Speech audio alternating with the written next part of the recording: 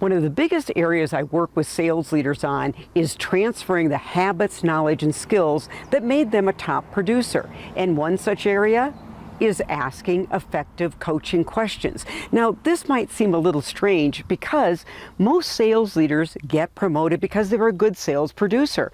And they were a good sales producer because they were curious and asked a lot of questions. So why doesn't this skill transfer over into their new role? Well, a couple of reasons. Number one, it's just easier to tell people what to do, and it's quicker. And the fact is, sales leaders are under the gun. They have a lot of multiple priorities, so sometimes they default to telling rather than asking. The second is, many have not created and practiced the coaching questions, just like they did when they were a rep, asking the good discovery questions of a prospect or a customer. And because they haven't created those questions and practiced them, well, they default to telling. Now, here's a quick model that any sales leader can use during their next coaching conversation. So a salesperson brings you a problem or a challenge. Question number one: how'd we get here?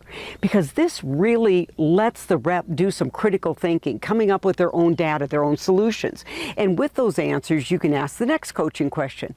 Now that we're here, what do you suggest we do? This creates some nice co-creation between you and the rep on the solution. And the third coaching question, okay, now that we figured out how did we get here, what we should do, what will you do to prevent this challenge from showing up in the future? That's called preventative coaching. So sales leaders, if you desire to be a more effective coach, make sure you don't default to the good old telling, not asking.